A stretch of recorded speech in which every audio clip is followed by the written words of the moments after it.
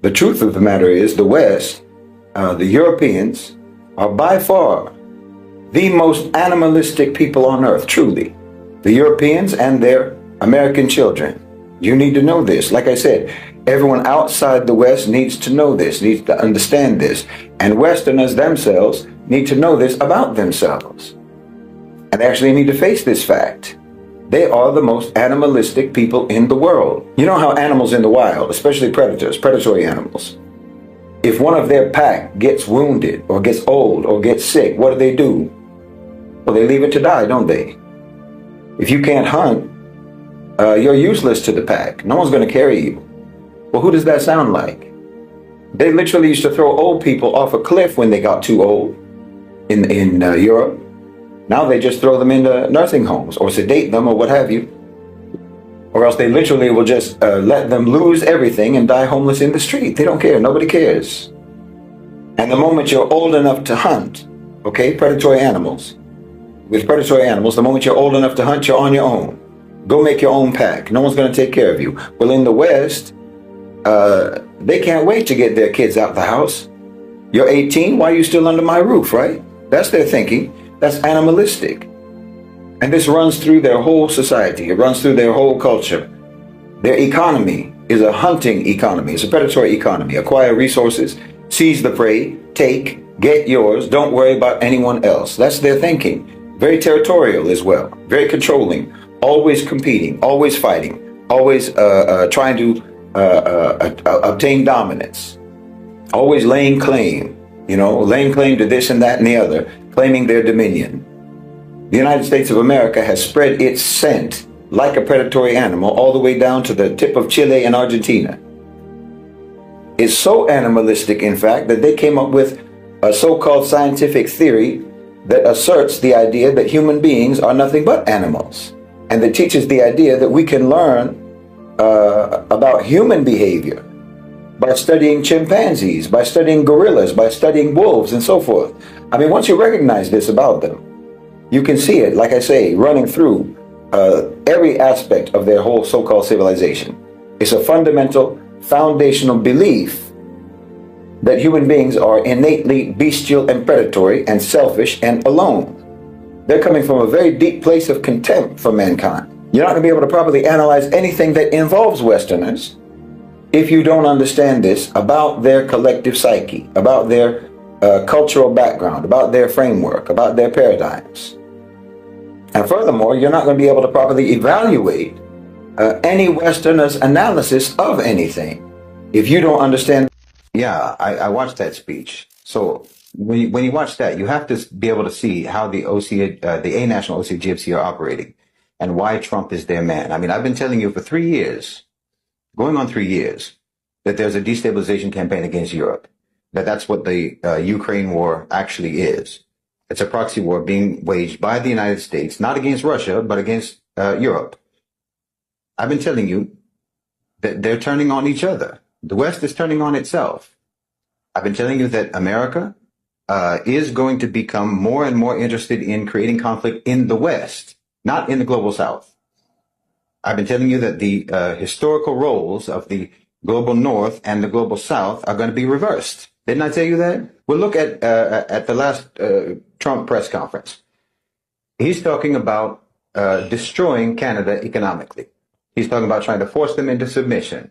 That's what all this talk is really about. He's talking about making the whole country into an American state.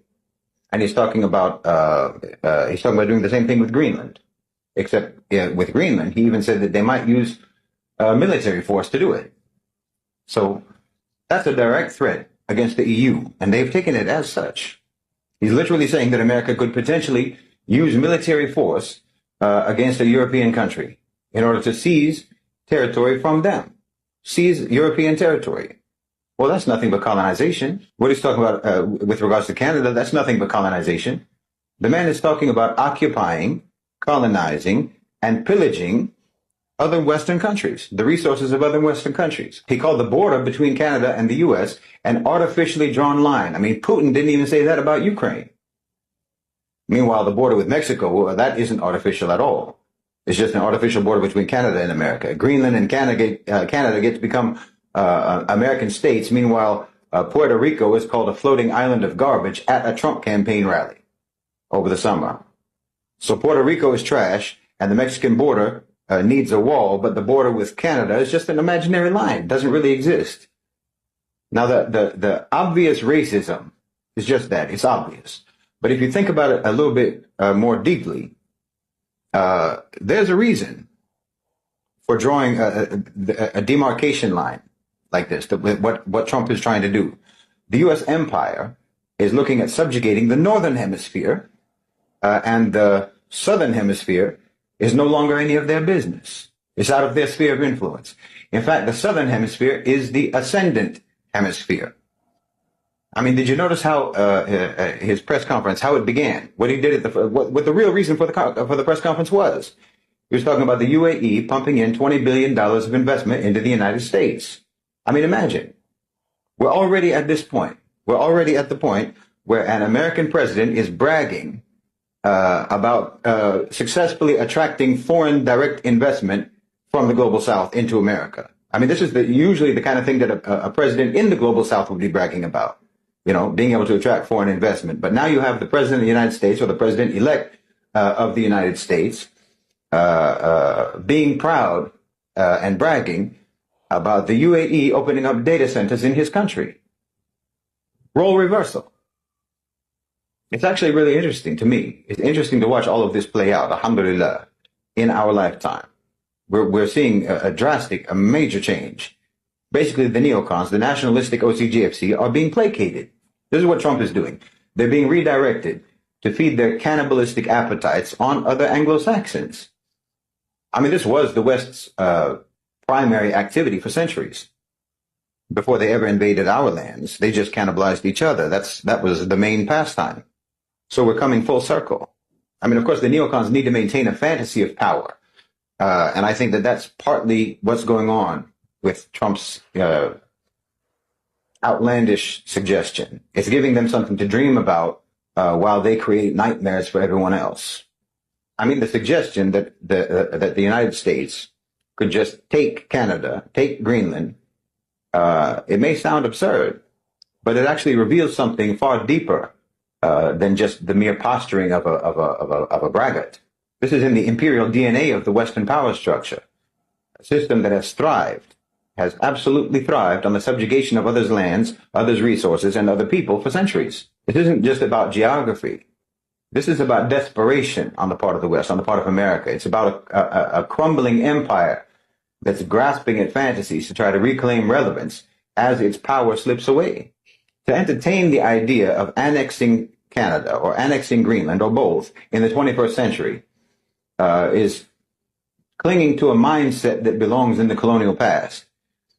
It's obviously geopolitically absurd to try to do something like this today with all of the alliances and the sovereignties that are at play. But the point isn't whether this is feasible or not. It's that the very notion itself reflects an empire that is incapable of adapting to a world that is no longer defined by its dominance. The United States is not asserting strength here. It's telegraphing fear. This isn't a serious proposal. It's a tantrum dressed up as a strategy. It's the instinct of a predator whose fangs have fallen out, and they're lashing out in vain as his prey slips through its fingers. In my opinion, Trump is giving the neocons a fantasy of America as a great, giant imperial landmass like China or the former Soviet Union, a landmass of majority white people. That's important. Because as so-called minorities, or rather as members of the global majority who happen to live in America, as they are increasingly becoming the collective majority of that country, in other words, as white people are gradually becoming the largest minority in America, well, racists in America have a demographic problem, similar to the Zionists.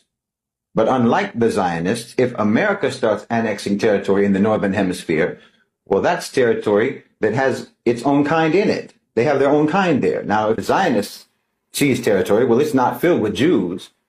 In fact, they don't even have enough Jews in the world. There's not even enough Jews on earth to fill the territory that they want, or even the territory that they already have. But if America takes Canada, if America takes Greenland, well, then the white population of the new United States empire would be at least increased by a few percentage points, which matters to them, maybe more if Canada adopts a mass deportation policy like America. See, it's almost like they're trying to gather all their own kind together and either expel or refuse entry to the so-called racial and so-called ethnic demographic groups of the global majority who they never liked.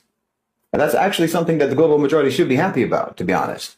The global majority should be happy about that. You should be happy about the anti-immigration policies, frankly, because they're literally trying to keep you off of a sinking ship while they're telling everyone else who's stuck on board that ship that it was the weight that was making them sink, not the gaping hole in the side of the vessel.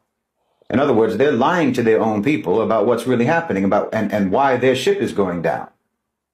But they're trying to keep you from jumping from the iceberg onto the Titanic, which is exactly what it is when anyone immigrates from the global south into America or into the West. You're just jumping from the iceberg to the Titanic. And they're trying to keep you off of it with their anti-immigration policies. Now, of course, this new Trumpian manifest destiny is nothing but a daydream. It doesn't really mean anything in reality. Trump is selling hallucinogens to the neocons. And of course, he's also just providing a distraction to the American people.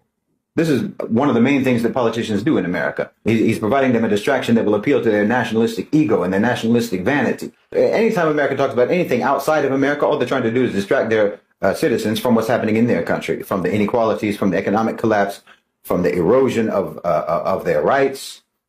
All of this is happening in their own neighborhoods. So let's look somewhere else. Let's try to make them look somewhere else. It's for the American people to try to keep them looking outwards while their own houses burn down. And I mean that literally. I mean, I don't think you could find, or I don't think you could imagine or come up with a better metaphor for America today than what's happening in California right now. You've got tens of billions of dollars worth of damage from those fires in California. Meanwhile, there's no water. The fire extinguishers aren't producing any water. Their firefighting equipment has all gone to Ukraine.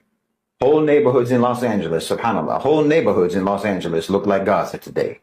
How about that? And you have a mayor who doesn't even know that a URL or that the term URL isn't the same thing as a website. This is America.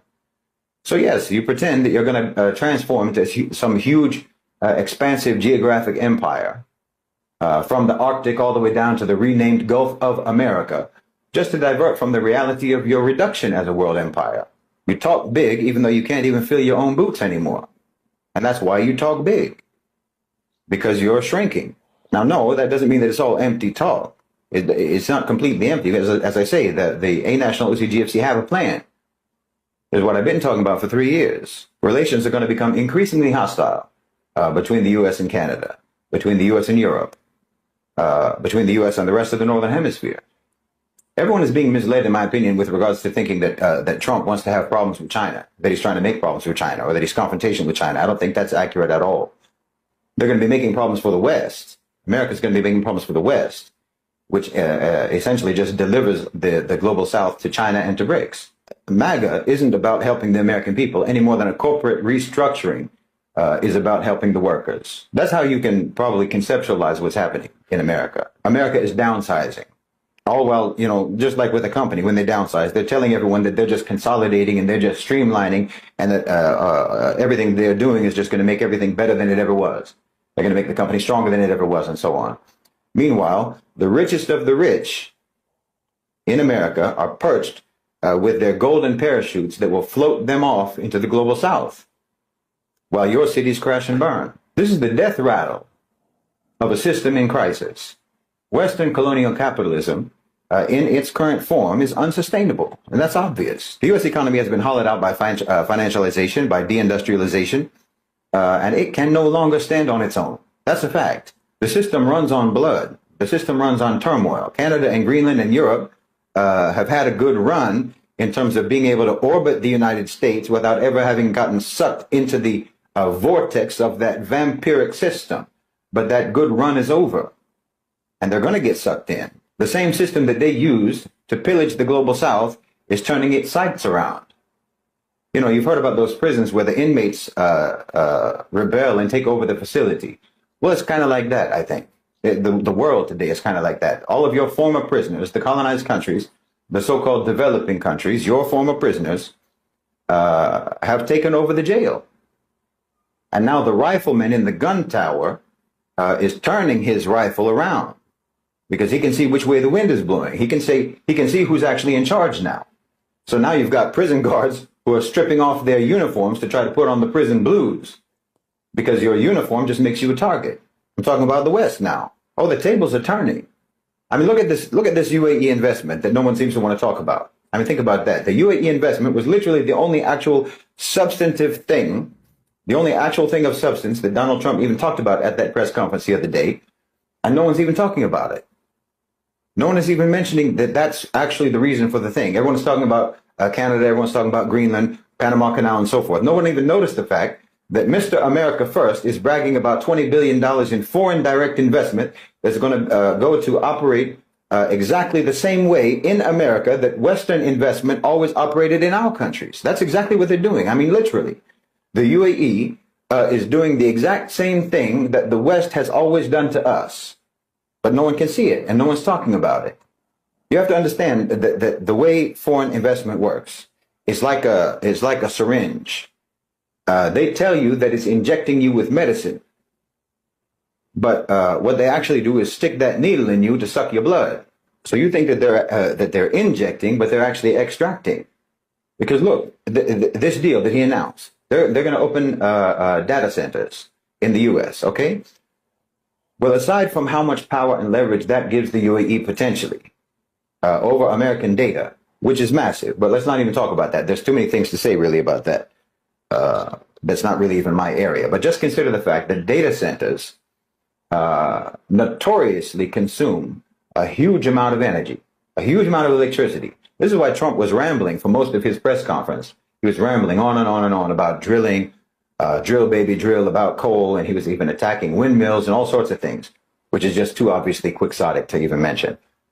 Okay, they use a massive amount of energy, these data centers. They use a massive amount of energy, a massive amount of electricity. That's going to be American energy. That's going to be American electricity, powered either by natural gas, by oil, or by coal, or what have you. Apparently not by windmills. So let's just say that they open 10 data centers. The amount of energy that they will consume to run those data centers is going to be roughly equivalent to the total of U.S. natural gas exports. Imagine. This investment is only partially about the actual data centers themselves. This investment is about sapping America's energy resources. It's an investment into sabotaging America's newfound status as an energy exporter. And that's if they just open 10. If they just open 10 data centers, but they're putting in $20 billion investment in. For $20 billion, you could open hundreds of data centers or 10 data centers with the capacity of hundreds. Either way, that's $20 billion that can potentially significantly undermine America's energy self-sufficiency. And more importantly, for the Khalij, for the Gulf, undermine America's competitiveness in the international markets as an energy exporter. This is a very important issue for the UAE. It's a very important issue for the Gulf. Trump knows this, of course, because the national OCGFC knows this. Trump is very close to the Gulf states and always has been. I mean, you can almost say, and this is what I've been saying in the chat, Trump is a Khaliji president. I mean, he's so Khaliji that he wants to change the name of the Gulf of Mexico to the Gulf of America just so America can have a Khalij. What we're witnessing is the West turning on itself. The empire is cannibalizing its allies. They're cannibalizing their own environments now, and they're cannibalizing their own people just to stay alive. This isn't strength. This is desperation. This is a dying system that's clawing at anything to try to keep from falling. I'm talking about the neocons, not the national OCGFC. We're talking about the nationalistic owners and controllers of capital. But the stronger and the richer faction of the OCGFC, the a-national OCGFC, whom your own system created, that faction of elites are not tied to your domestic prosperity. They're not tied to your domestic economy anymore. And they're not tied to any nation. They are a nation unto themselves, like I keep saying. And they actively want to see your system devour itself because they want to leave the rest of the world to them. They want America out of it. So what does that mean for us, for Muslims, and for the global South? Well, it means that we have to prepare. We have to be serious. We have to build. Because as the empire collapses, we have an opportunity to create something that we haven't seen in the world for hundreds of years. This isn't a call to resist. It's a call to lead, to show the world that there is a different way. There is a just way. There's a way that's rooted in harmony and cohesion and collective sovereignty. And I think that's what we're seeing develop. So let's not be distracted by the empire's desperate fantasies. We have to focus on the work ahead. We have to understand what's actually happening, because there are tremendous risks. I mean, BRICS is working with the A national OCGFC, and that's perilous in and of itself. They are predatory. They're just the same as neocons in terms of being predators. They want to worm their way into dominance in the global south. So we have to negotiate that relationship very carefully. This is going to require cool heads, calm calculation, patience, and long-term planning. So you have to try to not get caught up in the flash bombs that they drop sporadically, Western politicians. You need to pay close attention to what's actually going on. Because yes, we are in a negotiation, all of us, literally all of us. We're all in a negotiation with power, continuously, constantly, nonstop. You and I are constantly defining the terms of our relationship with power. We are constantly letting them know what they can and cannot get away with. We're letting them know what we require from them. We're letting them know continuously what we will and will not accept. So we really can't afford to let them distract us. The West is turning on itself. So we have to ensure that we are ready to rise when the West